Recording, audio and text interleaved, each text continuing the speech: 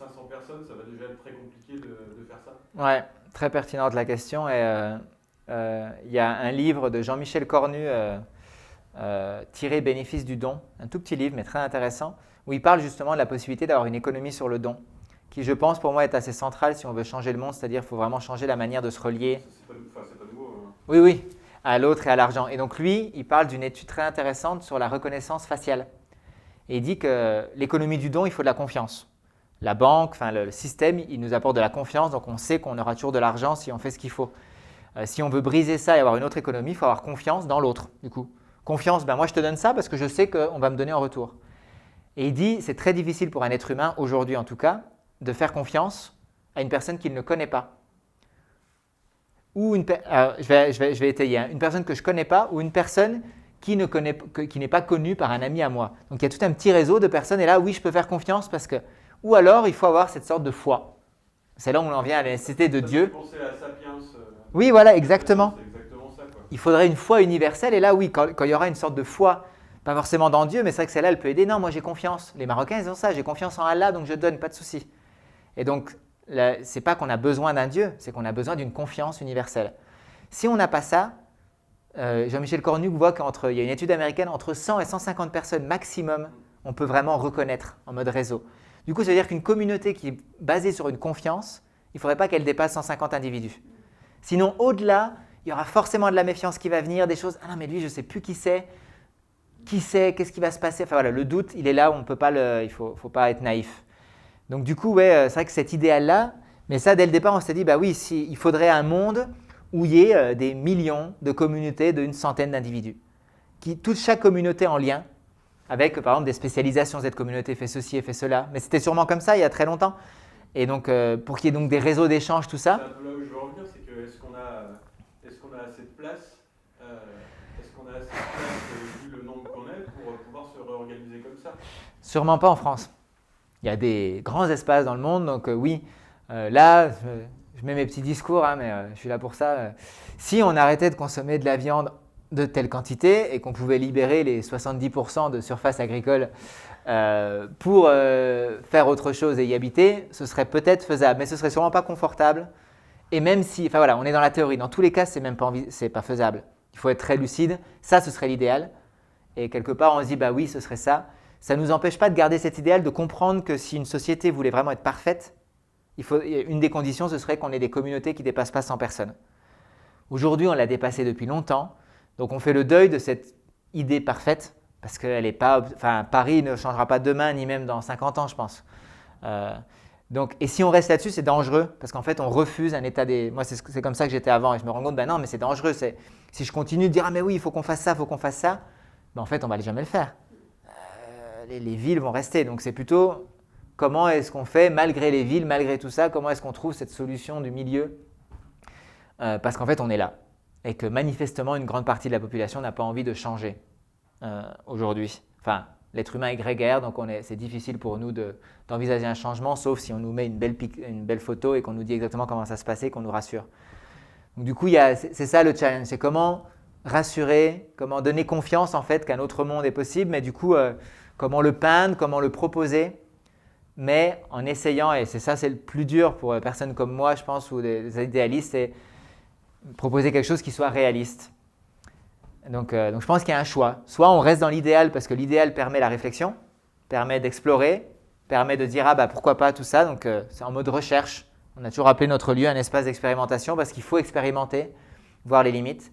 Par contre, dans la proposition, oui, je pense que si on est trop naïf et qu'on s'enferme sur un système qui refuse trop de choses, ça avancera jamais, quoi. Et je pense que dans les années 70, le discours hippie, je mets un mot là-dessus, mais en tout cas beaucoup de discours n'ont pas fonctionné à cause de ça.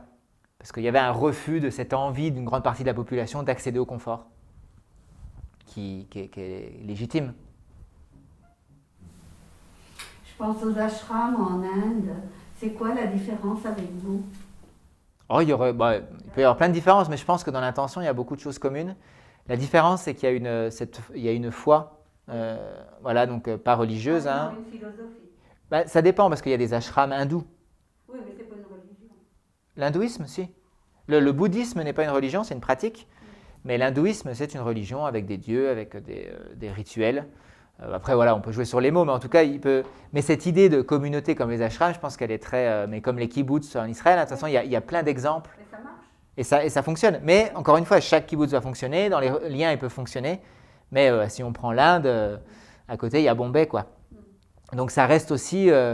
voilà, il y a Auroville, c'est un des plus connus, qui a été fondé il y a 40 ans ou 45 ans par Mère et un yogi. Et c'est toujours là. Après, j'y suis pas allé, on m'a raconté que ça a énormément changé. Mais c'est vrai qu'il y a plein de choses qui fonctionnent et ça peut fonctionner et on peut aller quelque part. Maintenant, un ashram se contente d'être un ashram.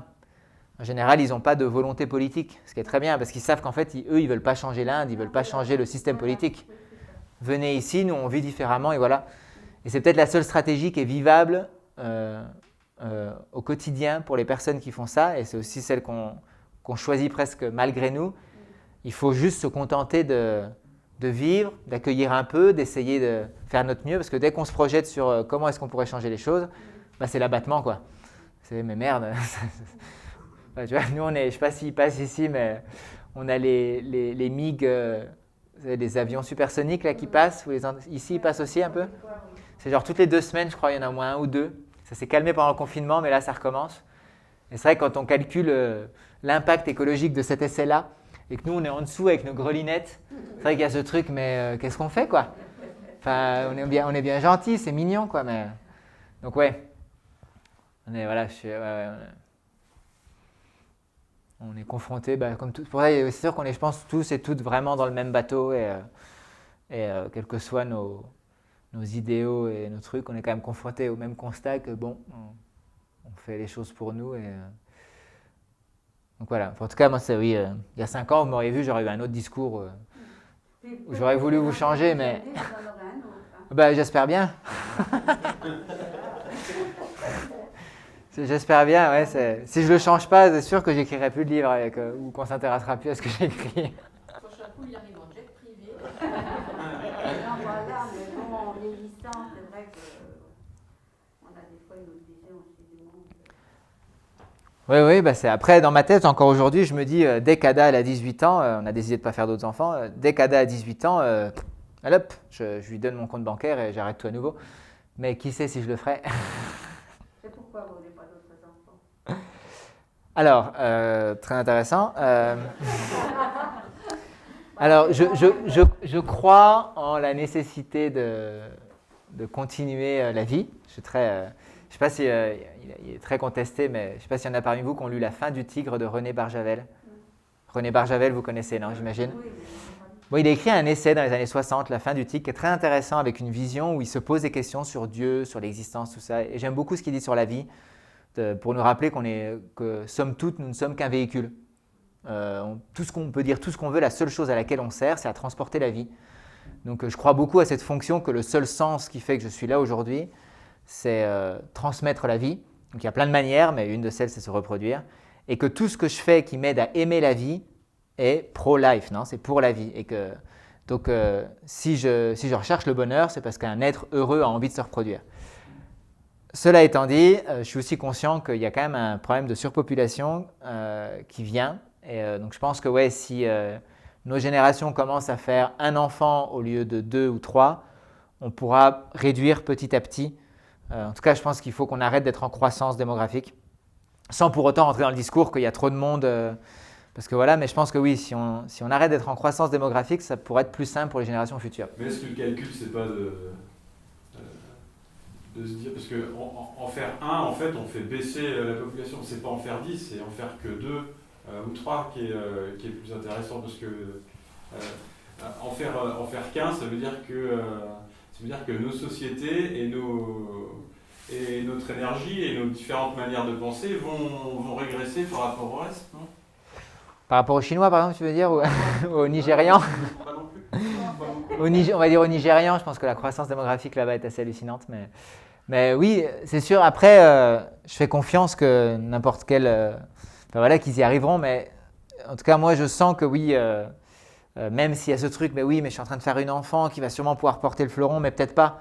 Peut-être qu'Ada, on essaye de tout faire pour ne pas la frustrer, qu'elle puisse avoir ses choix, mais peut-être qu'elle choisira autre chose qui l'amènera. Donc ça, c'est du poker. Donc en tout cas, ce que je sais, c'est qu'au niveau Donc, dans les milieux écologistes, il y a beaucoup de gens qui se disent child free, non, comme sugar free, genre sans enfants. Donc Lucie en faisait partie en expliquant, oui, donc ils ont calculé l'impact écologique d'un enfant. Et donc pour quelqu'un qui a envie d'être écolo, te disent c'est simple, il n'y a qu'une seule chose qu'il faut faire. Une seule, le reste n'a pas d'importance. Tu peux prendre l'avion tous les jours si tu veux. Si tu ne fais pas d'enfant, c'est bon. Si tu fais un enfant, ça ne sert à rien de ne pas prendre l'avion. Voilà. Donc, donc je ne crois pas à ça, je pense que c'est un peu loin. Mais ça me va de faire qu'un enfant. Donc politiquement, j'avais envie de faire qu'un enfant. Yasmine n'était pas d'accord. Elle voulait une fratrie. Et après, donc l'argument aussi, c'est que Ada nous prend beaucoup de temps et c'est très chouette. Mais là, Yasmine, quelque part, elle recommence à vivre, à vouloir développer son activité et tout ça. Et c'est vrai qu'on ne se sent vraiment pas de repartir dans un mode… surtout que nous, en tout cas, nos choix ont fait qu'on a eu un enfant, qu'elle n'est pas allée à la crèche, qu'elle n'est pas allée à l'école. Donc on a été très présents et c'est vrai que du coup, oui, quelque part, ma vie a été mise à moitié en parenthèse et Yasmine, les 3 premières années, elle a quand même été pas mal en parenthèse. Donc les deux, on a quand même envie de vivre des choses. C'est égoïste quand même. Toujours, l'être humain, mais l'égoïsme est par nature altruisme. C'est parce qu'on est égoïste que la vie peut continuer. C'est comme dans un avion, on met d'abord le masque sur soi avant de son enfant. Et c'est un truc idiot, mais c'est quand même ce truc de… si je suis un… il faut. Dans les avions, c'est dit, il faut absolument. Parce que… Et l'image, c'est si je suis heureux, je peux être un bon père. Moi, à chaque fois que je ne suis pas bien, c'est là où je vais hausser la voix, où je vais être injuste, où je ne vais pas écouter les besoins de ma fille. Et à chaque fois que j'arrive à être en paix, serein, que je suis bien avec moi-même, je pense que je suis un papa assez adorable. Donc du coup, j'ai envie de cultiver ça. C'est tout le monde pareil. Hein. Oui, c'est ça. Écolo, pas écolo, ouais. Exactement. Mais du coup, il y a cette question de… Je pense que c'est important d'assumer cette veine égoïste qu'on a en nous. Du moment qu'on est conscient que c'est un égoïsme pour d'autres choses, d'autres personnes. Mais en même temps, dans votre façon de vivre, je veux dire, sans richesse, pécuniaire, je veux dire, avoir beaucoup d'enfants, c'est vrai que ça coûte cher aussi d'avoir beaucoup d'enfants. C'est sûr que, moi j'avoue que au niveau ça, pour la vie du quotidien, ça va. Par contre, c'est vrai que vu qu'Yasmine est mexicaine et qu'elle va aller au Mexique régulièrement, c'est sûr que quand on fait le calcul de se dire, mince, prendre l'avion et payer 4 billets d'avion au lieu de 3, ça fait une grosse différence. Ah, voilà. C'est sûr aussi. Mais Yasmine ne m'aurait jamais laissé prendre une décision basée sur ça. Non, c'est vraiment elle qui a réfléchi si elle voulait ou pas. C'est vrai qu'elle s'est rendue compte qu'en fait, elle avait envie d'autre chose. Et donc, on aurait adoré se dire qu'Ada aurait eu un frère. Enfin, l'idée de fratrie nous plaît énormément. Mais c'était une idée. C'était pas un… Et je pense que, par exemple, l'enfant qui serait venu, je ne l'aurais pas voulu autant que le premier. Et ça, j'aurais trouvé ça dommage. Voilà. Mais je ne dis pas qu'il ne faut pas faire 2 ou 3 enfants, chacun mes vœux. Mais en tout cas, ça, c'est mes raisons à moi. Vous allez peut-être changer d'avis. Si elle vous réclame un frère ou une sœur… Ah elle le fait, Ada, oui, mais du coup, on vit en communauté et elle en a des… Enfin, ouais, là, l'idée lui est passée. On arrête de prendre les livres à la médiathèque qui assènent tout le temps le même message que… Enfin, bref, pardon. Surtout si peut-être une des solutions est le rapprochement des générations, mais carrément dans le sens aussi où, peut-être c'est quelque chose qui s'imposera d'ailleurs, où on sera réamené à revivre tous ensemble. Oui. Donc il faut avoir des enfants. S'occuper de vous. C'est sûr que la perspective… Dans le rapport… Bien sûr, ouais. C'est pas évident. Hein. Non, mais je suis pro-enfant complètement et j'ai le même discours. Je voulais sortir de Oui. le truc, mais dans ce sens-là. C'est vrai. En disant, ouais, mais c'est une solution aussi. Oui, non, il faut absolument, il faut qu'on puisse garder, il faut qu'on reste vivant quelque part. Donc c'est vrai que s'il y a les discours qui disent qu'il faut arrêter de faire des enfants, c'est complètement stupide. C'est un suicide en fait. Surtout que les politiques, pour les politiques, toujours des politiques de natalité en place, c'est toujours des choses. Voilà. Oui. Toujours, Mais ce serait un suicide au niveau de l'espèce. On va se retrouver tous âgés, pas savoir quoi faire. Vous qui êtes allé au Maroc, moi j'ai vécu en Tunisie, on sait bien que les familles, les grands-parents vivent. C'est vraiment une belle famille avec leur cours arabe, ils sont tous là. Ouais. Il n'y en a pas un qui est mis de côté. Mais pour le coup, vous le faites, cette dimension familiale, vous allez la chercher aussi d'une autre manière. On la recherche, ouais. Mais on n'y arrive pas. Oui. Mais on aimerait. C'est vrai que ces liens-là. Pas forcément les liens du sang, mais avec Oui. C'est vrai, mais on n'est encore pas satisfait. On aurait aimé encore plus. on avait cette idée où il y aurait 4-5 familles ensemble et que du coup les enfants ils vont d'une famille à l'autre et Voilà, c'est ça, ça c'est et bien. qu'il n'y ait même plus ce rapport qu'il y a l'oncle, la tante, l'ami, mais en tout cas tout le monde est responsable. Et c'est une allégorie, ouais, où, comme dans les mais aussi dans beaucoup de tribus en Afrique. Là, il y a une bande dessinée, je parlais Aya, qui est vraiment à lire. Il y a 6 tomes sur Aya, elle est magnifique. Et elle en parle en Côte d'Ivoire que pour eux, il y a un enfant qui naît, mais il appartient à tous les gens de la, de la rue. Et que ça va, et que tu as l'impression que tu n'es même pas sûr à qui est l'enfant, et que c'est pas grave, et que c'est OK. Et ça, nous, on en rêvait. J'ai vu ça dans un kibbutz quand on était allé en Israël. On est resté plusieurs jours dans ce kibbutz. Et bien, les enfants appartenaient à tout le monde. Ouais. Non, ça, c'est C'était magnifique. une éducation, je trouvais ça trop bien. On a fait la vaisselle avec les gens, et je trouvais ça trop bien, vraiment.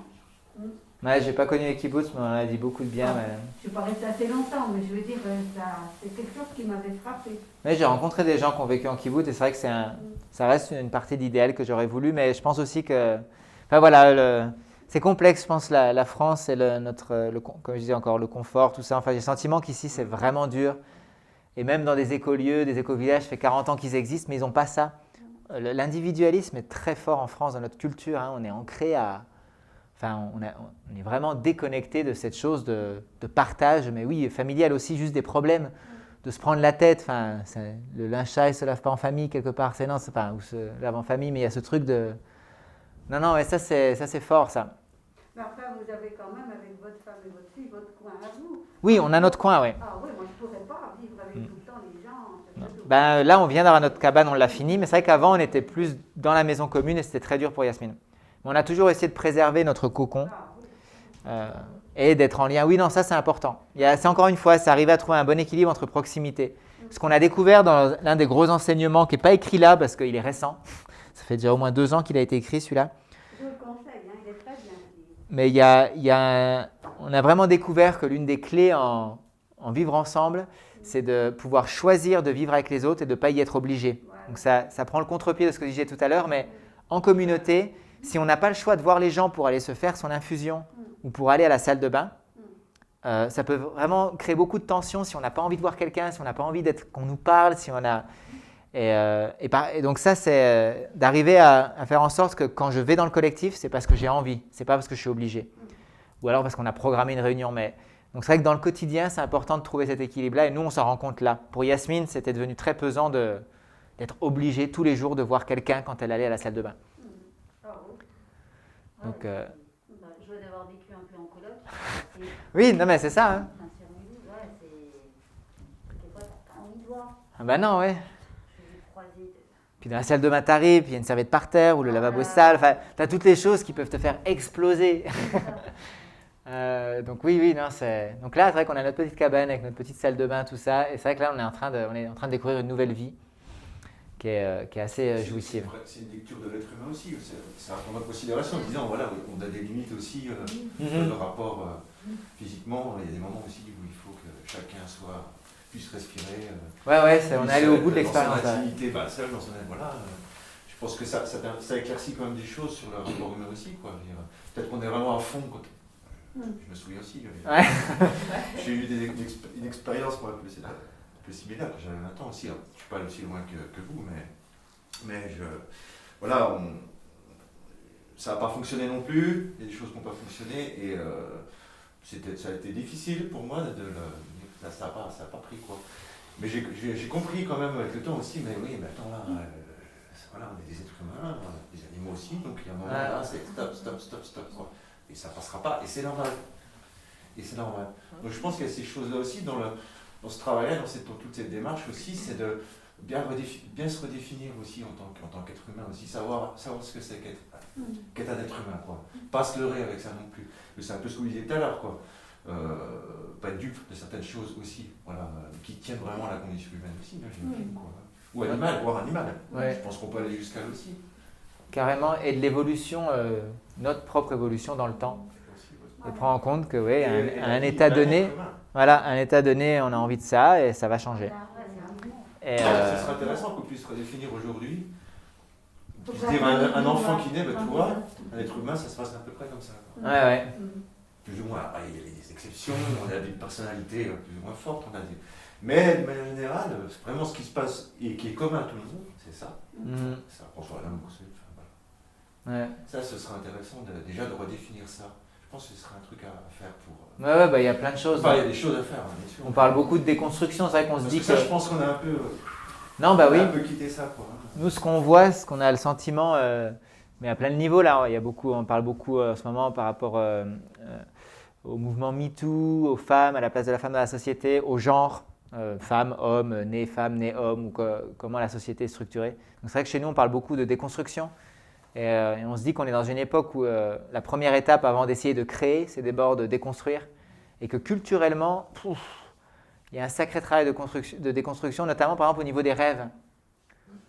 Je pense qu'on nous bassine quand même depuis la plus petite enfance de rêves, de ce qu'on veut faire, de tout ça, de cet idéal. Et qu'en fait, on est tous idéalistes. On grandit dans une société, et c'est aussi aux États-Unis, non, basé le rêve américain, mais ce n'est pas le rêve américain. On est dans des sociétés où il y a l'idéal, il faut arriver à une certaine chose, une quête de perfection. Que ce soit en tant que parent, en tant qu'amant, amante, en tant que membre d'une société, en tant qu'une quête de perfection. Et ça, il faut le déconstruire parce qu'en fait, on grandit frustré de se dire qu'on ne va jamais y arriver et on n'y arrive jamais et bam, et les crises de la quarantaine ou tout ça, c'est pas quelque chose qui est naturel en fait. C'est quelque chose qui vient logiquement au moment où tu passes un seuil où tu te dis bon, je m'étais dit que j'allais faire tout ça et j'y suis pas arrivé, mais c'est normal en fait parce que quelle idée de se dire que... Donc ouais, ça rejoint ce truc de l'idéal, Et à déconstruire, c'est waouh. Et là, du coup, il y a pas mal de livres qu'il faudrait brûler. C'est aussi de se dire, oui, on est des êtres humains, voilà, on n'est pas autre chose. On n'est pas plus, on n'est pas moins, mais voilà, on est comme ça. Ouais. On fonctionne comme ça. Et c'est tout. Ouais. Et il n'y a pas à chercher plus loin. Je sais que mon éditeur, enfin l'associée de mon éditeur, quand elle a lu le livre, elle a dit « Oh, c'est dommage la fin ». Elle a dit « Mais c'est un peu triste ». Enfin, elle dit « C'est tout ça pour ça ». Et c'est vrai que pour moi, il y avait ce côté où c'était important. Ben non, oui, le personnage, il a un rêve, il veut comprendre pourquoi les étoiles meurent, il veut arrêter le temps, et à la fin, ce qu'il découvre, c'est peut-être pas grand-chose, mais en fait, peu importe quoi. Ce truc de casser aussi qu'il y a un rêve, il faut aller au bout de ses rêves, puis on va les réaliser, puis après on va être heureux. Et moi, pour la petite anecdote, mon rêve, ça a toujours été, juste comme je disais au début, d'écrire un livre. Et donc quand Sans un sou en poche est sorti, j'étais là, waouh, c'est mon rêve. Et, en fait, je suis allé à la télé, je suis allé chez Ardisson, il y avait des articles, tout ça, j'étais là. Et je me suis senti très vide. Ça a été vraiment très impressionnant de se dire, mais ok. Enfin voilà, j'allais quand j'étais à la télé ou tout ça, puis d'un coup, je rentrais. Voilà, ça, puis je me disais, bon, bah. Alors, il y a des choses qui ont changé. Ma famille a commencé, j'étais plus un hippie, vagabond, tout ça. J'avais publié un livre, j'étais passé à la télé, donc j'avais du respect. Mais voilà, au-delà de ça, je me sentais pas plus que ça. Donc après, je me suis dit, ah, mais c'est parce que mon rêve, c'était pas ça. Mon rêve, c'est d'écrire des fictions, d'écrire des romans. Pam, je travaille ça, et là, maintenant, je sors celui-là. Je dis, voilà, c'est un roman. Même sentiment, bon, bah, il est sorti. Je suis content, je suis très satisfait. Je suis content de me dire, ah, bah, c'est chouette, ça me plaît, j'adore écrire. Je vais peut-être pouvoir en faire une carrière, c'est génial. Mais il n'y a pas ce sentiment que je m'étais dit, ça y est, j'ai réalisé mon rêve, la vie est belle. Enfin, et donc là, je vais me dire, ah mais c'est parce que c'est un roman jeunesse. En fait, ce que je veux, c'est qu'il y ait un roman pour adultes. Après, je me dirais, ah oui, mais en fait, ce que je veux, c'est qu'il y ait un Goncourt ou un Renaudot ou tout ça. Enfin voilà, c'est ce truc de pour dire, mais non, en fait, et donc c'est rigolo, j'ai vu un truc de Matt Damon, vous connaissez l'acteur. Il parlait exactement de ça, qu'il a eu un Oscar très tôt pour Good Will Hunting. Et il disait, mais pour moi, ça a été génial. Il s'est dit, d'un coup, j'ai réalisé le rêve de tout acteur. Et je me suis rendu compte que ça faisait rien. J'avais une statuette et j'étais ni plus heureux, ni plus malheureux, en vrai, quoi, au fond de ses tripes. Et il a dit, et grâce à ça, j'ai pu faire ce que je voulais après. Et il y avait ce truc, oui, de comprendre que, oui, cette idée il faut réaliser un truc et quand tu l'auras réalisé, ça va être bon. Mais aussi, ça peut être tout, hein, ça peut être, je vais me marier, ou je vais avoir 3 enfants, ou je vais avoir la maison, enfin, ça peut être n'importe quoi. Et c'est vrai que déconstruire cette idée de je vais arriver à faire un truc et après ça va être bon, je vais être réalisé, ça c'est vraiment de la dope, quoi. Enfin, c'est vraiment un truc à mettre à la poubelle. Mais je ne sais pas combien il y a d'histoires et de films, une grande majorité qui vendent ça quoi, au quotidien. Donc ouais, voilà, déconstruire. Mais après c'est bien de rêver, hein. Il faut quand même... non, je disais ça pour elle. Ça fait avancer quand même. On va arrêter là parce que il va falloir que je déconstruise la méthode en rendement. Non, mais là, Ouais, fin de semaine. Tout ça sera un peu long, alors on va vous laisser et puis je vous remercie. Ouais, bah merci à toi. Ouais. Ça vous moment. Bonsoir tout le monde, ça vous a bien. Ah, ben. Bon week-end.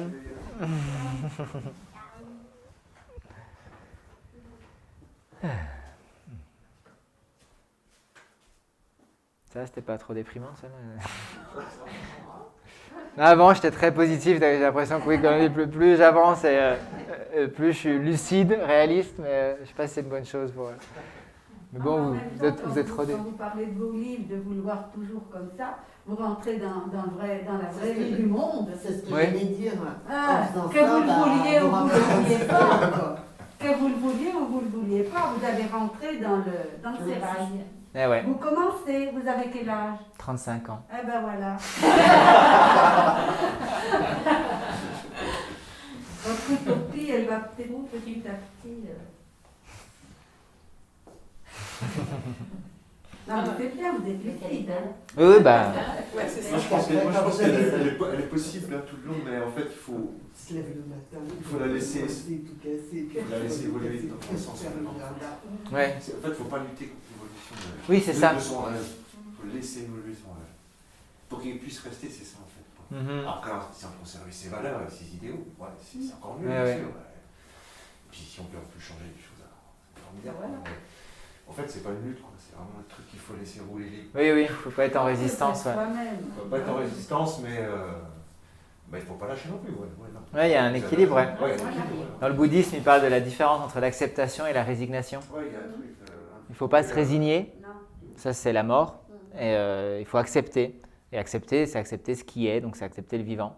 Donc ouais, le chemin de l'acceptation, c'est vraiment le plus pur. Et dans le bouddhisme, on parle beaucoup, il y avait beaucoup de critiques sur « Ah bah oui, mais en fait, la voie du milieu ou le bouddhisme, c'est passif, t'es ni dans la joie, ni dans la haine. » Et en fait, c'est une mauvaise lecture. Et dans le bouddhisme, il parle en fait, il faut accepter les choses telles qu'elles sont pour pouvoir agir. Et eux, ce qu'ils disent, ce qu'il ne faut surtout pas faire, c'est être dans la réaction. Que vraiment, la philosophie, c'est accepter pour ne pas réagir. Il y a plein de choses qui nous dérangent, qui ne vont pas, bah, c'est OK. On ne réagit pas tout le temps. Parce que la réaction, elle amène forcément souffrance, en nous ou chez les autres. Par contre, ça n'empêche pas d'agir. Mais on agit dans l'acceptation de ce qui est « Ah, c'est comme ça. On ne veut pas ça, ça ne convient pas. Donc, il faut qu'on le change. » Mais on n'est pas en mode « Ah non, il ne faut surtout pas que ça se fasse. » Donc, c'est vrai que c'est... il y a beaucoup de, moi, j'ai trouvé beaucoup de sagesse là-dedans, cette idée de, non, l'action, il faut la garder. Mais ouais, comprendre qu'il faut accepter. Donc, on a construit notre cabane illégale et on accepte très bien que c'est illégal et on accepte que ça peut en déranger certains. Mais pour nous, c'est là, on rentre, c'est légitime, on le fera.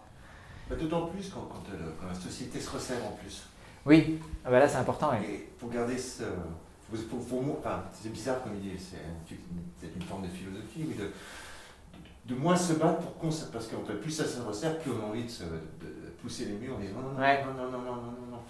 Et c'est là qu'on risque, parce qu'on met sur le champ de bataille son même. Et on brûle notre énergie. Et on brûle notre énergie. Et en fait, plus ça se resserre, plus il faut le sortir dedans. Ouais. Il faut arriver à mettre son énergie. Là, on le voit sur les débats, sur le discours de Macron. C'était ça, c'est en mode, alors est-ce qu'on utilise notre énergie pour protester, pour écrire des lettres, pour balayer dans la rue, pour tout ce qu'on veut, ou est-ce qu'on l'utilise pour créer des structures, des choses qui font qu'on pourra continuer à avoir une certaine liberté. En tout cas, voilà, la création amène en général joie, alors que la réaction à la protestation, elle amène souffrance, quoi. On ne peut rien y faire, quoi. Et ce n'est pas juste un discours pour dire, bon, ça ne sert à rien de résister, parce que voilà, donc c'est bien s'il y en a qui le font, mais il faut vraiment avoir l'énergie. Et oui, je pense que quand on a des enfants, en tout cas, moi, dans mon cas, avec enfants, c'est non, je vais continuer à créer. Oui, non, puis c'est pas dans l'énergie dans laquelle j'ai envie qu'elle grandisse, quoi. J'ai pas envie qu'elle soit dans la haine de quelque chose elle a 5 ans et demi, je veux dire, jusqu'à l'année dernière, son rêve, c'était de manger une barbe à papa, qu'elle l'avait pas mangé jusque-là, et elle va adorer aller à Europa Park, je veux dire, je peux pas la couper de ça. Pour elle, c'est merveilleux, Peppa Pig et Zoo, Mook, non, mais je veux dire, comme on disait, moi aussi je suis allé à l'école et moi aussi plein de choses, donc je suis pour la déconstruction, mais il faut avant de déconstruire, il faut construire, il faut s'instruire, il faut apprendre des choses, après on les déconstruit, c'est peut-être sans fin. Mais donc oui, cette société, elle est merveilleuse en soi à plein de niveaux et on a envie que ça bouge. Mais voilà. Il y a des couples connus qui font, enfin, qui sont pas comme vous, parce que comme les poupons sont sur un bateau, ils ont 3 enfants ou 4, je sais plus, 3. Mais les enfants vivent, certainement comme votre petite fille, ils apprennent plein de choses en voyageant, hein, mais ils font des cours par correspondance quand même. Oui, mais ils ont quel âge les enfants? Mais ils sont grands. Oui, oui. Ça veut dire écrire. Et puis il y a les Poussins, si vous les connaissez, Alexandre et Sonia Poussin, Oui, oui. c'est pareil, ils ont fait le Madatrek à Madagascar avec leurs 2 enfants, avec un zébu qui traîne une roulotte. Mais c'est pareil, ils font quand même des cours par correspondance. Ouais, c'est un choix, hein, mais c'est vrai que nous... Mais c'est des enfants très évolués, c'est sûr, qui ont une autre culture, qui sont capables de parler de plein de choses, qui connaissent les animaux, les plantes. fleurs, voilà, oui. C'est ça, moi je suis très pour ça, mais il faut quand même une base. La base et puis les besoins de l'enfant. Par exemple, moi, Ada, on va voir, mais... toi, là, elle voulait apprendre à lire, et nous, on peut mettre en place. Notre rôle maintenant, c'est de l'accompagner pour qu'elle puisse apprendre ce qu'elle a envie d'apprendre. Mais il y aura d'autres choses qui vont venir, et si à un moment donné, on se retrouve dans les limites, c'est là où on fait appel à quelqu'un. Donc, c'est vrai que ça peut être le CNED, pourquoi pas, mais ça peut être d'autres sources. Le petit Ulysse Poussin, moi je regarde bien les vidéos sur Internet parce que j'aime beaucoup ce couple. Quand sa maman ou son papa a fait le cours, il n'arrête pas de dire moi j'aime mieux quand c'est ma maîtresse quand même. Ouais. Adam l'a dit aussi, elle a fait que 6 jours d'école. Elle m'a dit non mais moi je préfère apprendre à lire avec Marilyn. Et moi ça m'allait, hein. J'ai dit ok oui je comprends. Mais maintenant du coup elle préfère avec moi, donc ça a changé. Mais Faut pas qu'elle devienne capricieuse. alors en parlant de déconstruction, donc il y a des livres très intéressants. Notamment sur le fait que le caprice n'existe pas, en tout cas chez l'enfant, que jusqu'à 7 ans, le cerveau n'est pas complètement formé et qu'il y a des choses que l'enfant ne peut pas faire consciemment. Et que l'âge de raison qu'on appelle, c'est parce que jusqu'à 7 ans, 7-8 ans, ça dépend des personnes, mais en fait, il y a une sorte de non-conscience. Donc il y a des comportements que nous, on va juger d'une certaine manière, mais qui sont en fait pas vraiment des caprices selon la science neurobiologique. Donc voilà, là aussi il y a des déconstructions. Et que normalement, un enfant qui a tous ses besoins comblés, ne peut pas être dans une attitude de caprice. Le caprice, en fait, c'est juste, mais nous, on a les mêmes, hein, c'est mes besoins ne sont pas satisfaits. Et donc, et on va trouver le moyen de l'exprimer, mais en fait, on a un besoin. Et des fois, c'est un besoin de contact, c'est un besoin d'être rassuré, c'est besoin d'être en lien avec quelque chose. Enfin, il peut y avoir plein de besoins. Et souvent, nous, parce qu'on a nos propres besoins qui ne sont souvent pas satisfaits, on ne peut pas être à l'écoute de ce besoin et ça amène à... Mais la communication non violente, c'est ça, c'est réorganiser toute notre vie pour comprendre quels sont les besoins de nous ou des autres, essayer de voir la vie avec ce nouveau prisme. Ah, cette réaction-là, ce n'est pas qu'elle est en colère contre moi, non, il y a un besoin qui n'est pas satisfait. Quel est-il? On essaye de le trouver. Ah oui, c'est ça. Est-ce que je peux y répondre ou pas? Si je peux y répondre, je fais quelque chose. Si je ne peux pas y répondre, ce n'est pas à moi d'y répondre. Mais vous avez le temps quand même. Parce que quand vous avez des parents qui travaillent toute la journée... J'ai choisi d'avoir le temps et de travailler moins. Parce que du coup, oui, nous, je n'ai pas parlé du côté financier, mais on a 2500 € de charges à l'année, tout compris, les impôts, l'électricité, tout ça. Et on est une dizaine, donc c'est vrai qu'on paye 250 € par an. En gros, en général, on donne 350 € par an pour gérer le lieu. Et à côté de ça, on a la nourriture. Mais donc du coup, moi, oui, j'ai un salaire qui va entre 400. Des fois, j'arrive à gagner 800 € quand j'ai beaucoup de chance par mois, mais sinon, c'est plutôt 400. Et avec ça, on vit. Donc du coup, j'ai fait le choix de travailler 1 à 2 heures par jour, pas plus. Pour ça. Donc ça reste aussi un choix qui est donné, je sais, d'une certaine aussi parce que j'ai pu étudier ou vivre à l'étranger, tout ça, mais donc on n'a pas tous les mêmes capacités, mais en tout cas, ça reste un choix. Et effectivement, si on a envie de travailler, là, ce truc de Yasmine qui, elle, aimerait travailler plus. Vous vous rendez compte que quelque part, c'est quand même un luxe. Ah bah oui, toujours un luxe. Mais là, les Français, on est tous logés à la même enseigne. Hein. Enfin, moi, pour avoir vécu à l'étranger, je peux dire, on est... tous luxueux, et moi donc je suis en mode seuil de pauvreté selon les statistiques françaises, mais je vis toujours dans le luxe. Rien que le fait de... Voilà, c'est ça. Voilà, ouais. C'est ce que je veux dire. C'est pas le luxe. Oui, c'est ça, ouais. Oui, non, mais on est d'accord, ouais. C'est un luxe psychologique quelque part, ouais. C'est comme moi je me dis, je vais à la campagne dans le silence, c'est un luxe. Franchement... moi, je regarde les étoiles, j'adore ça, le ciel, je me lève le matin voir le jour se lever parce que c'est un miracle quotidien. Je me dis, c'est un luxe, j'ai le temps. Voilà, ça c'est ça le luxe aussi. Oui, c'est vrai. Une qualité de vie. Ouais. Mais je pense qu'il y a, oui, Puis un état d'esprit. oui, et des choix. C'est vrai que c'est un luxe d'avoir le choix, mais il faut comprendre que oui, je pense que toi, nous on le voit, on mange 100% bio et c'est un choix. Et j'ai un ami très proche qui gagne pas plus que moi et qui n'achète pas bio parce qu'en fait, il veut avoir d'autres sous pour autre chose. Après, c'est vrai que lui, il boit, il fume et puis il peut avoir d'autres dépenses. Bah, peu importe, mais en tout cas, il a choisi, mais ça reste un choix. Il pourrait manger bio. Donc, on dit en France, c'est un luxe de manger bio. Par exemple, moi, je suis le premier à dire non, pas d'accord. C'est un choix. Et par exemple, moi, je suis né dans une banlieue avec une mère célibataire et donc j'ai pas eu accès, j'ai pas eu plus de privilèges que n'importe quel autre Français blanc. Après, forcément, la couleur de peau joue quand même et je suis un homme. Donc, c'est sûr que ça, c'est deux trucs que je peux pas changer, mais qui font que. Mais c'est vrai que du coup, oui, il y a quand même une grosse partie de la population qui pourrait choisir de vivre différemment. Mais il faut choisir à quoi on devient accro et si on arrive à déconstruire. Voilà, mais sûr que l'addiction à des substances ou des habitudes qui coûtent cher, ça, on ne peut pas y faire grand-chose après, quoi. Je voyais les enfants qui jouaient aux jeux de foot là-haut. Il m'a embarqué dans une partie, je ne sais plus comment il s'appelle, mais c'est rigolo parce que il y a 20 ans, je jouais à ça, quoi. Sauf que c'était FIFA 1 ou je ne sais pas quoi, là, c'est le 20. Mais c'est rigolo de me dire, oui, qu'il y a des personnes qui, tous les 6 mois, vont racheter un téléphone ou racheter une console. Enfin, il y a des dépenses qui sont énormes et c'est vrai que encore une fois, c'est un choix. Il pourrait manger bio. Il y a un petit côté courage malgré tout, parce que quand il y a le choix de manger bio, tout ça, qui reste des choix assez consensuels.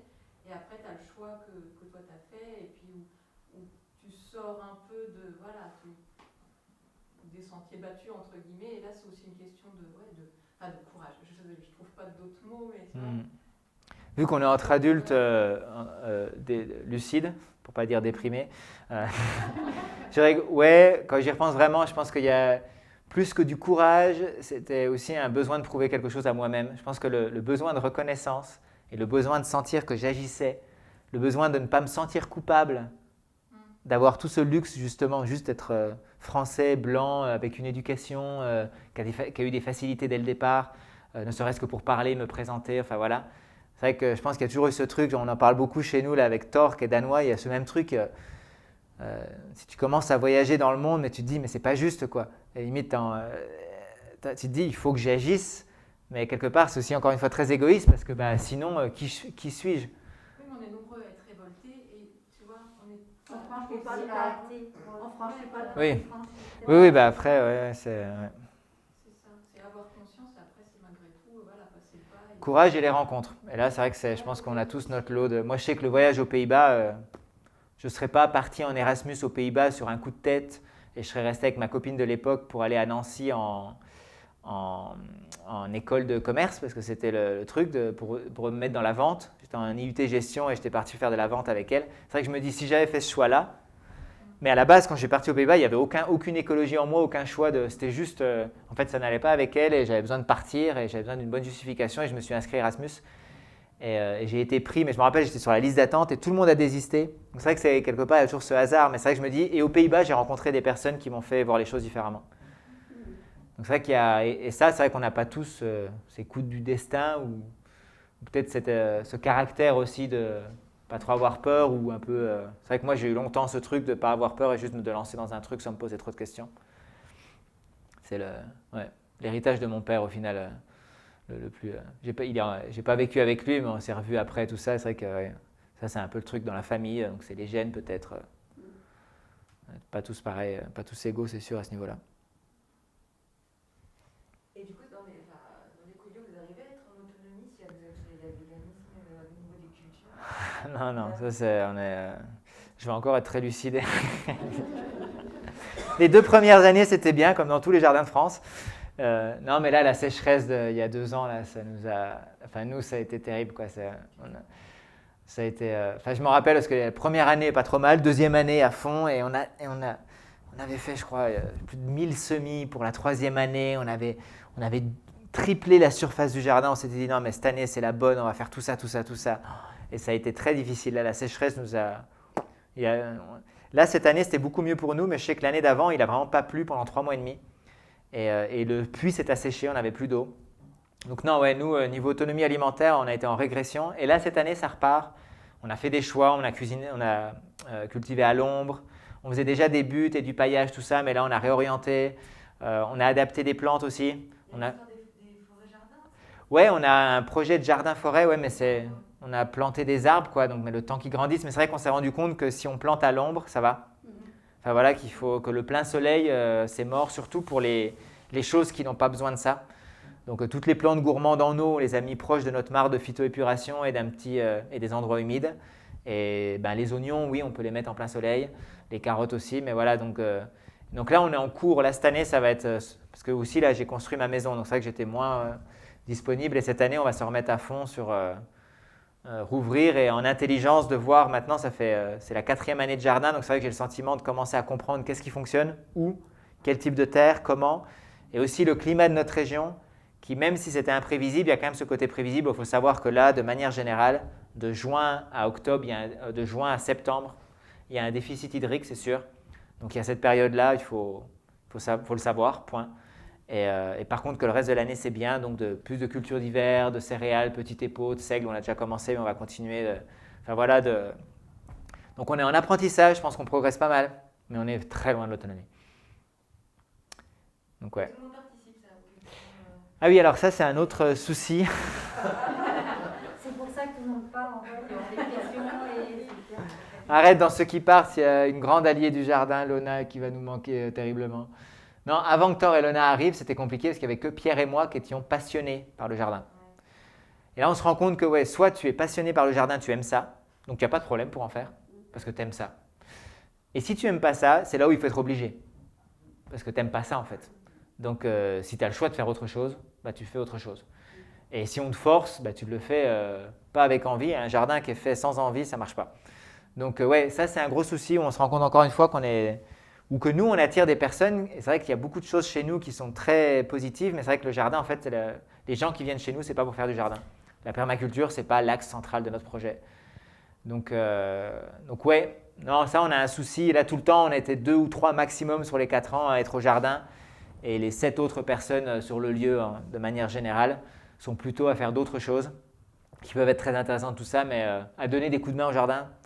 On a fait plein de systèmes, des sessions, des duos avec une personne qui aime le jardin, l'autre moins. Mais il n'y a rien qu'à fonctionner parce qu'on se rend compte qu'il faut juste que quelqu'un ait envie. Si on veut arriver à l'autonomie, avec des pratiques de culture comme les nôtres, avec un travail du sol réduit, avec un paillage, avec des associations, donc du coup avec un jardin un peu jungle, il faut absolument en fait avoir envie d'y aller un peu tous les jours. Que ce soit un plaisir de le matin de se lever puis de faire un petit tour. Ah, comment ça va ça? Comment ça va? Ah, tiens, il y a eu ça, il faut que je fasse ça. Enfin, donc ouais. C'est autant d'aller à la rencontre du jardin que d'aller à la rencontre des personnes qui vivent avec vous, c'est la même chose. Exactement, ouais. Donc ça, on en est loin et on n'a pas encore de clé pour trouver comment transmettre cette passion, si elle est transmettable.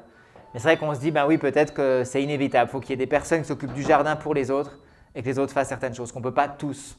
Mais il y avait ce rêve que si chacun donne au moins 1 heure de son temps par jour au jardin, on peut être autonome. Ça a été à peu près prouvé, il ne faudrait pas beaucoup plus, si c'est quotidien. Donc ouais, là, on continue à explorer, à voir ce qui peut être possible. Mais là, cette année, on va repartir sur un modèle où on est 3 à être motivés jardin et on va faire notre truc. Et ceux qui veulent se greffer se greffent, mais on ne va pas impliquer le collectif. Parce que c'était trop fatigant d'impliquer le collectif et d'avoir si peu de résultats derrière. Ouais.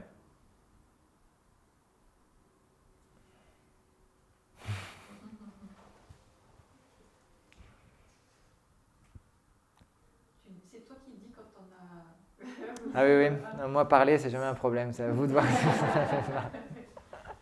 Je suis venu jusque-là, quitte à faire. Non, mais c'est vrai que c'est très intéressant en ce moment. Il y a 1 mois, j'étais en dépression. Ça n'a pas duré très longtemps, mais Thor et Lona ont dit qu'ils partaient du projet finalement. Ils avaient hésité, tout ça. Et c'était dur. Donc là, j'ai retrouvé un entrain à nouveau parce que tout passe. Et puis on a de nouvelles personnes qui sont arrivées. Puis, c'est juste. C'est vrai que je suis très dans une approche empirique de la vie. Non, on est là pour expérimenter des choses et toute expérience est bonne. Et c'est pas juste des paroles, c'est vraiment en train de devenir quelque chose que je vis au quotidien et où je me sens bien là-dedans. Donc c'est génial ce qu'on vit. Mais je pense que il faut être très lucide sur la faisabilité, enfin sur le fait que ce sont des expériences qui apportent beaucoup de manière ponctuelle aux personnes qui nous rendent visite. Dans le festival qu'on organise aussi une fois par an, enfin, il y a énormément de très bons retours. Je pense que ce genre de lieu apporte beaucoup de choses à la société en général, que plus il y en a et plus ce sera bien pour qu'on puisse se relier différemment à l'autre, apprendre à communiquer différemment, à juste voir ce que c'est que de vivre comme ça. Mais c'est vrai qu'il va falloir qu'on trouve tous ensemble. Au revoir, bonne soirée. Il va vraiment falloir qu'on trouve tous ensemble des solutions viables et pérennes. Je pense qu'on est. Je suis pas sûr qu'il y ait quelqu'un aujourd'hui, en tout cas moi, j'ai pas lu quelque chose ou entendu quelque chose que je trouve vraiment pertinent comme solution, comme chose à mettre en place au niveau, même si c'était pas global, au niveau juste pour une ville, quoi. Qu'est-ce qu'on fait? Là, on a un groupe de recherche de Lyon, de l'université de Lyon, et ils ont un programme de recherche qui s'appelle les périphéries pirates. Donc, ils sont allés à Longomaille, c'est une communauté qui existe depuis très longtemps dans le sud, à la communauté de l'Arche, à Saint-Antoine. C'est dans les pionniers des communautés en France, enfin des éco-habitats, éco-villages. Et ils sont venus chez nous aussi, du coup, ils ont 4 lieux pour recroiser. Ils sont venus 4 jours chez nous, 4 jours là-bas, et puis ils recroisent. Et ils expliquent, justement, ils essayent de trouver, de comprendre comment on vit nous, pourquoi, comment ça se passe aussi l'intégration dans la ruralité. Et pour essayer de voir qu'est-ce qu'on fait, parce qu'eux, ils savent que la ville, c'est néfaste, et que quoi qu'on fasse, en fait, tous les experts le disent, et aussi le disent, au-delà de 100 personnes, c'est mort. Si on veut vraiment avoir une solution viable, personne arrive à l'avoir, parce que la ville, au-delà de ça, tout ce qu'on consomme ou tout ce qui vient, tout le transport, tout ça, c'est juste pas vivable au long terme, on peut plus. Il faut qu'il y ait une production locale et tu peux pas l'avoir en ville. Donc il y a ce constat mais en fait, toutes ces idées futuristes d'une ville parfaite avec agriculture verticale ou des panneaux solaires sur chaque toit, ils disent mais non. Ou alors il faudrait qu'on arrête de s'alimenter de céréales et puis que tout le monde puisse se nourrir exclusivement d'orties, de plantains et de temps en temps un haricot, une tomate et tout ça. Oh, dis donc, t'as anémie après, tu grossis pas. Ce serait peut-être pas mal pour beaucoup de gens, mais en tout cas, cette chose, les céréales ou les grains, les lentilles, tu vois, si on voulait arrêter la viande, parce que ça c'est aussi avéré que de toute façon la consommation de viande, il faut qu'elle réduise drastiquement, mais il faut quand même la remplacer.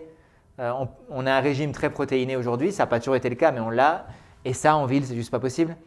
Donc, l'hectare nécessaire pour nourrir chaque habitant de la ville, ça crée une distance. Enfin, bref, tout ça pour dire que l'horizon est assez flou sur. Mais mince. Donc voilà, on expérimente, on invite, on cultive la joie de vivre. Pour le reste. J'aime bien le titre. La joie de vivre. non mais il faut, voilà, on cultive ça. Non, on n'a pas de poule, non. Pour elle, c'est bien, même si, encore une fois, les 5 poules qu'on n'a pas par rapport aux abattoirs. Pour les œufs, oui, alors, petit aparté vegan, j'aime bien les faire quand même. Les œufs, ce sont les règles des poules, là, on le sait. Donc, j'adore parler de ça aux femmes parce qu'on ne se rend pas compte qu'en fait, une poule, à chaque fois qu'elle pond un œuf, elle a ses règles. Et qu'une poule à l'état sauvage, en fait, elle pond un œuf ou 2 maximum tous les 20 jours. Si elle était vraiment à l'état sauvage. Comme les vaches, on a fait une sélection tout ça, donc elle peut faire des œufs tous les jours, mais aussi parce qu'on les enlève et parce qu'elle a perdu cette habitude juste de couver. Parce qu'en fait, dans la nature, a priori, elle fait un œuf qui a été… dans la nature, en général, ils sont quand même assez reproducteurs. Donc en fait, une poule à l'état sauvage comme un perdrix, une espèce de volaille, elle ne fait pas un œuf tous les jours. Et c'est une règle, ça demande beaucoup de fer. C'est pour ça que c'est une poule, quand elles reviennent à l'état semi-sauvage, elles mangent leurs œufs. Parce qu'en fait, c'est énormément de choses très riches pour elle. Donc en fait, c'est une poule, si on veut la laisser complètement libre et tout ça, déjà on lui laisserait manger ses œufs, parce qu'elle en a besoin, ou alors il faut donner quelque chose qui complémente, il faut redonner des céréales, des choses, mais elle a besoin de ça, ou il faut qu'elle mange plein de vers de terre peut-être. Mais en tout cas, c'est quelque chose. Et surtout, dans ce système qu'on a, on épuise la poule. Donc une poule, ça pourrait avoir une durée de vie de 15 ans. Et en général, au bout de 2-3 ans, c'est chaud. Une poule, elle a une capacité de pondre environ 400 œufs dans sa vie. Si on fait le calcul, 400 œufs, tu en as un par mois, tu peux aller jusqu'à peut-être 20 ans de vie, enfin ça dépend, mais en tout cas en moyenne c'est 400 œufs par poule. Au bout de ça, elle commence à en faire moins. Tout le monde l'a vécu, pour ceux qui ont des poules, elles vont faire un tous les 2 jours, un tous les 3 jours. parce que ça s'épuise, parce que son système hormonal, si on le rapporte à l'humain, au bout d'un moment, tu as un cancer de l'utérus, tu as un cancer de ceci. Donc en fait, voilà, si on veut vraiment se dire le bien-être de la poule, il faudrait qu'elle arrête de pondre des œufs parce que ça, c'est pas bien pour elle. Donc voilà, pour le petit... Vous allez un peu loin, là. Souvent, ouais. Ouais, mais c'est la poursuite de l'idéal, c'est voir ce qui est le mieux. Enfin, moi, ça fait... Moi, j'ai 2 poules, je suis bien content. Oui, non, mais après, de toute façon, on fait comme on peut tous. Moi, on va dire que je serais contre l'industrialisation de la nourriture de manière générale, et après, on peut s'arranger, quoi. Et donc, j'ai un ami à côté de chez nous qui a ses poules, qui a ses abeilles, qui va tuer son lapin pour le manger. Bon, je pense qu'il y a... On ne mange pas, nous. Oui, mais en tout cas, voilà, si on voit, c'est que si on veut tous avoir des œufs à volonté, on arrive forcément à nouveau à un système tel qu'il est aujourd'hui. Donc voilà, c'est comment, et que si à la place de l'œuf, on mange des orties, il y a autant de protéines, par contre ça remplit moins, on a le sentiment, il y a beaucoup plus d'acides aminés dans les orties que dans les œufs. Ça n'empêche pas de manger des œufs. Non, oui, mais ce que je veux dire, c'est que si on part là-dessus, on sait que l'ortie, par contre, c'est un truc que tu la coupes et elle repousse, tu la coupes et elle repousse, tu la coupes et elle repousse. Et la plante ne meurt jamais. D'ailleurs, un gros problème en général quand on a un jardin, on ne peut pas la tuer. Elle est toujours là, toujours vivante, elle nourrit indéfiniment. Donc, c'est sûr que si on veut se dire une solution pérenne, entre la poule et l'ortie, je pense qu'il y a quand même, si on est vraiment honnête avec nous-mêmes, il n'y a pas photo. Après, libre à chacun, à chacune de décider qu'est-ce qu'on veut. Mais je pense que là, moi, je demanderais un minimum d'honnêteté pour toute personne qui a la capacité intellectuelle suffisante pour comprendre qu'il y a des choses dans la nature qui sont illimitées et qu'on peut manger et qui apportent énormément de nutriments. L'ortie, la poudre d'ortie se vend super cher dans certains magasins en tant que super aliment. C'est l'aliment qu'on a le plus riche en France. Et c'est le seul qu'on a en abondance totale, dont on ne peut pas se débarrasser d'ailleurs. Donc voilà. Lucidement, oui, on passe à l'ortie, pas que pour la soupe de temps en temps, mais de manière quotidienne. Et ce sera beaucoup plus durable que l'œuf. Mais voilà, c'est moins bon et on n'a pas été élevé à l'ortie. Moi, j'ai été élevé aux œufs et c'est une des choses qui était la plus dure à arrêter, quoi. L'œuf et tout ce qu'on fait avec, quoi. L'omelette, l'œuf au plat, voilà, les gâteaux à l'œuf, tout ça. Les gâteaux, on arrive très bien à en faire sans œufs, mais c'est vrai que l'omelette et l'œuf brouillé et l'œuf à la coque, c'est des choses que je sais que voilà, et l'œuf dur, j'adorais ça. Enfin bref, mais j'ai été élevé à ça. Ma mère, en France, c'est ça, quoi. Il y a plein d'autres pays, ils ne mangent pas les œufs comme ça, quoi, donc ils sont moins accros. Nous, on est très œufs, banane, avocat. Ça fait partie de notre quotidien quand on est enfant. On y est habitué, on n'y serait pas habitué, on n'aimerait pas ça. Hein. Donc. Je ne sais pas si vous allez manger chez Julia, souvent. Du chou. Mon légume préféré. Du chou de ton jardin? Du De chou votre de... jardin? Ouais, bien sûr. Alors, si tu fais des choux dans ton jardin, je veux savoir comment, parce que c'est vraiment une des choses les plus dures à faire. Enfin, Oh, je trouverai une explication.